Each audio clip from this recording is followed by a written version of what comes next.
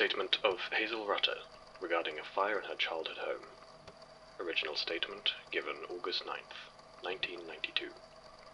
Audio recording by Jonathan Sims, the archivist. Statement begins. Hello, John. Apologies for the deception, but I wanted to make sure you started reading, so I thought it best not to announce myself. I'm assuming you're alone. You always did prefer to read your statements in private. I wouldn't try too hard to stop reading. There's every likelihood you'll just hurt yourself. So just listen. Now, shall we turn the page and try again?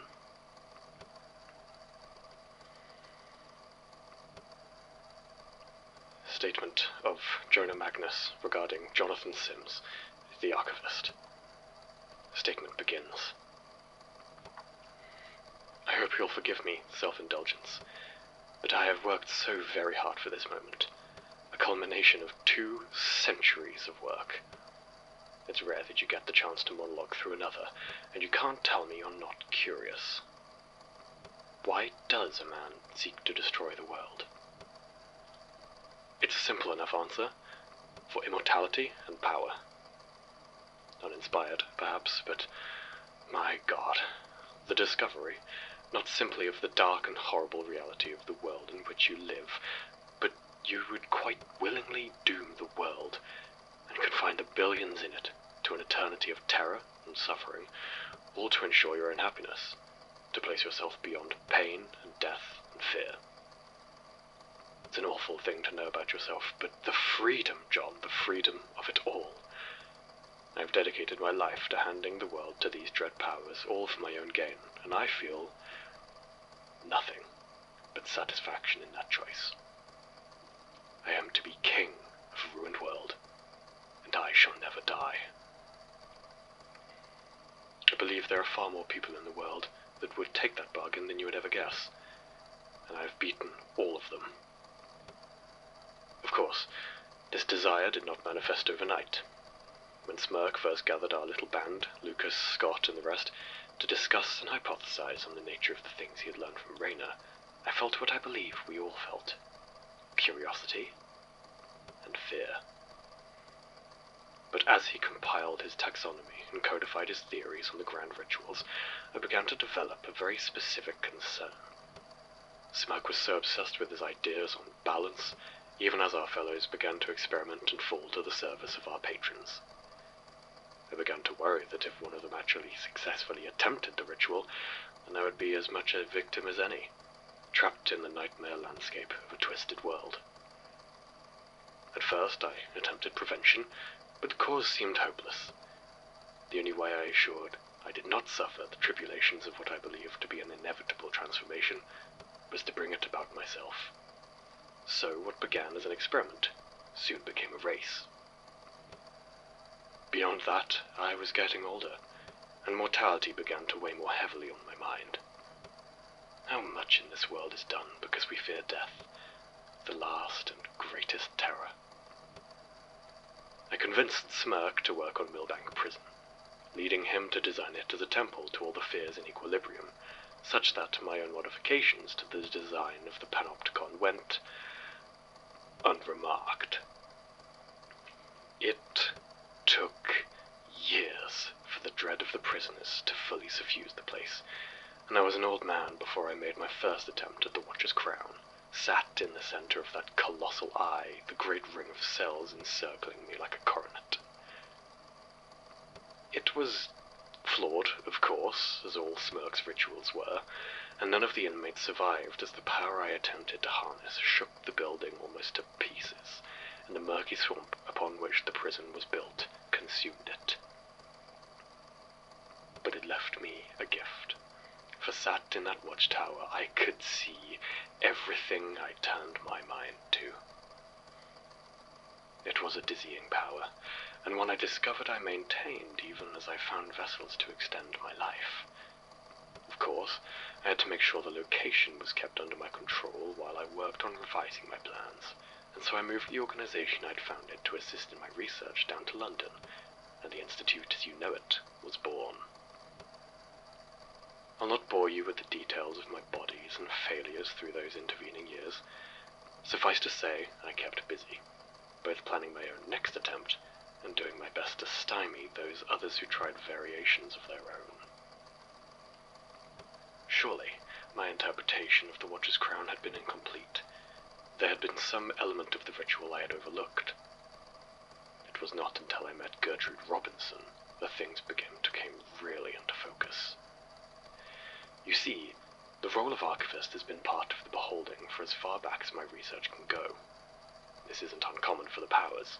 Most of the beliefs around them are guesswork and fallible human interpretation, but there are certain through lines and consistencies that can be spotted, regardless of the trappings.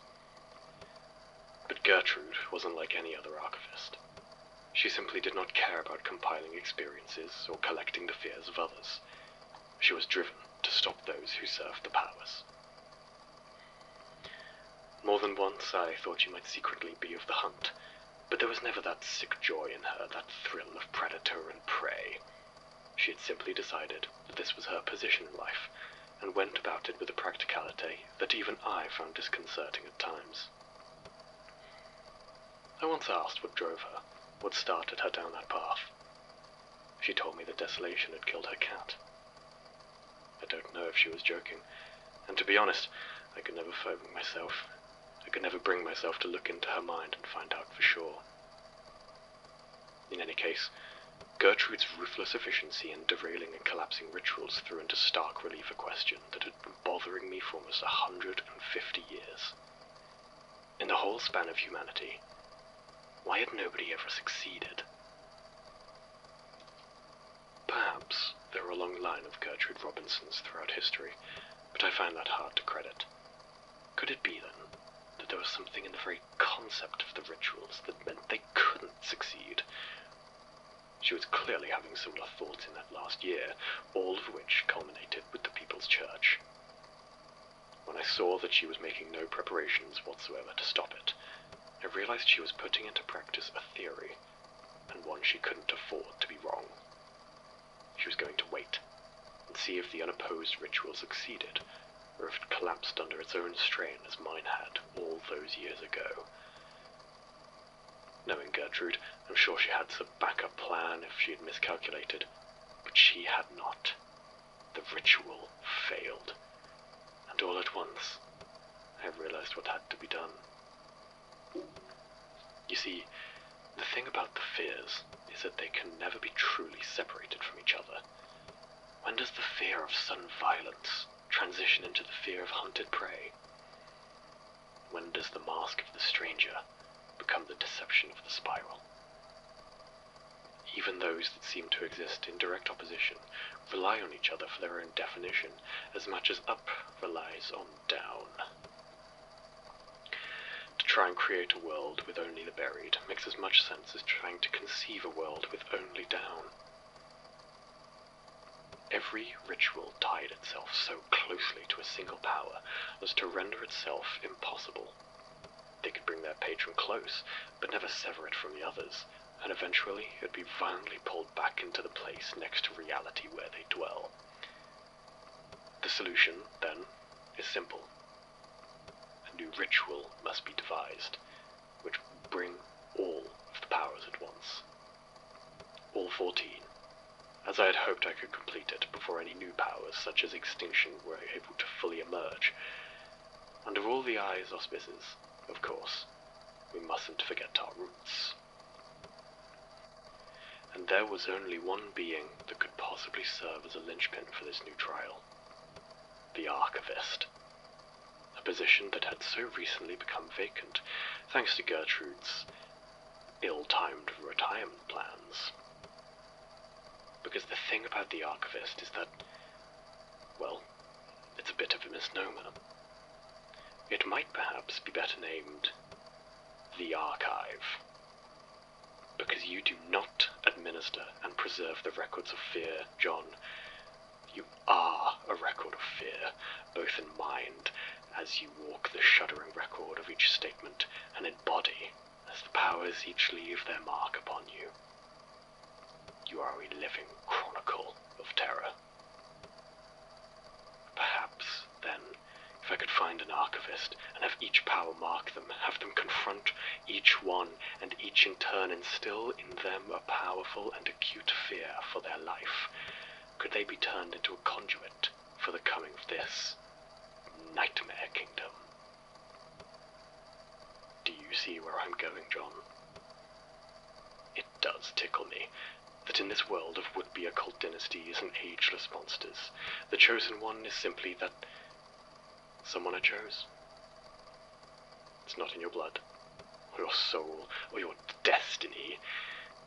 It's just in your own rotten luck. I'll admit, my options were somewhat limited, but my God, when you came to me already marked by the web, I knew it had to be you. I even held out some small hope that you'd been sent by the spider as some sort of implicit blessing on the whole project, and you know what? I think it was. Of course, I had to bide my time, get a measure of you before I began to push, learn how you worked, so I decided I would wait until something came for you, and see how you reacted.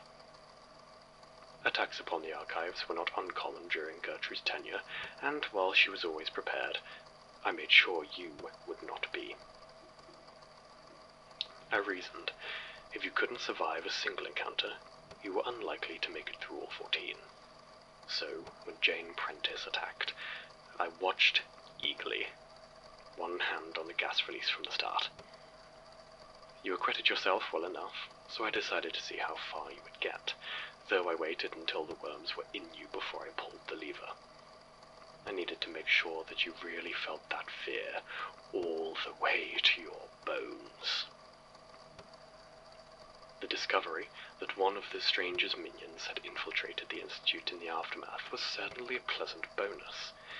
Even if that sliver of paranoia, that vague wrongness that you couldn't quite place, wouldn't count as a mark, it was only a matter of time before it confronted you in a more direct and affecting manner. Admittedly, given the event of the unknowing, I needn't have bothered. But what's that old saying about hindsight? More important to me was Sasha's encounter with the distortion. If it had taken an interest, then I very much wanted it to cross your path. So I found one of its current victims and convinced her to make a statement. Poor Helen. I actually had to put her in a taxi myself. She was getting so lost in those narrow London side streets. It worked, though. Between the stabbing and at least 2 desperate flights into its doors, you're marked very deeply by the spiral. Jürgen Leitner was a surprise, of course, and I was forced to improvise. Had no idea how much Gertrude would have told him, and he could very easily have derailed everything if you learned too much too fast. I justified it to myself, saying I was going to have to send you out into the world anyway if you were to encounter more of the powers, but I can't honestly pretend it wasn't a rather rash move. Still, I'd requested Detective Tonner be assigned to the case when they found Gertrude's body, in the hope that having a hunter in the mix would eventually lead to a confrontation, and setting you up as killer certainly hastened that. Then it was just a matter of feeding you statements to lead you to a few avatars I thought were likely to harm you, but would probably stop short of actually killing you. Jude served her purpose exactly as I'd hoped, as did our dearly departed Mr. Crew, marking you for the desolation and the vast. Honestly, I had nothing to do with Melanie and her slaughter adventure, but when I saw the situation, I made sure to trap her here, so when her rage bubbled over, you would be right there, a ready target. I didn't foresee the mark coming from a surgery gone wrong, but it was a very pleasant surprise. The unknowing was a distraction, but not an unwelcome one. For this to work, you needed more than just marks. You needed power. And that was something the unknowing served to test, though it posed no actual danger in the grand scheme of things. It did serve another purpose. Of course, it advertently pushed you to confront death, a mark I had been very worried about trying to orchestrate. If I'd tried too early, you'd just die. Too late, and you might be powerful enough to see the attempt coming, and maybe even understand why. As it was just right, and once again you came through with flying colours. By this point, your abilities were coming along in leaps and bounds, and I was concerned that meeting face to face might end up with you knowing something you shouldn't. I had initially planned to go into hiding, but when your colleague surprised me with the police, well, it was simple enough to cut a deal. All that remained then were the dark, the flesh, the buried, and the lonely. I was a little put out when that idiot Jared Hopworth misinterpreted my letters and attacked the Institute too soon, before you even out of the hospital. But then, you should have seen my face when you voluntarily went to him. Couldn't see what happened in there, of course, but given how you came out, I'm very sure it counts as a mark. I suspected the coffin might turn up again, and once it did, it was simply a matter of getting any, restraining factors you might have had flying off in a wild goose chase, and waiting.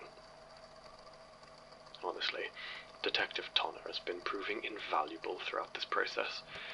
I've been racking my brains for months about what I could use to lure you in. And, of course, I knew the Dark Sun was just sitting there, waiting. So, when it came time, I just whipped up another apocalypse and sent you on your merry way. Then all that remained was the lonely. Poor Peter. He really should have left well enough alone. Or just done what I'd asked in the first place. Well, he knew what I was attempting, and was very unwilling to cooperate until I made him a little wager about Martin. Of course, he had no way of knowing that, in addition to setting you up for the final mark, he was giving you all the tools you needed to escape from it. How is Martin, by the way? He looks well. You will keep an eye on him when this is all over, won't you? He's earned that. And there, I think, we are brought just about up to date. I have enjoyed our little trip down memory lane, but past here lies only impatience. You are prepared. You are ready. You are marked. The power of the Ceaseless Watcher flows through you, and our time of victory is here. Don't worry, John. You'll get used to it here, in the world that we have made. Now, repeat after me. You who watch and know and understand none. You who listen and hear and will not comprehend. You who wait and drink in all that is not yours by right. Come to us in your wholeness. Come to us in your perfection. Bring all that is fear and all that is terror and all that is the awful dread that crawls and chokes and blinds and falls and twists and leaves and hides and weaves and burns and hunts and rips and bleeds and dies. Come to us. I open the door.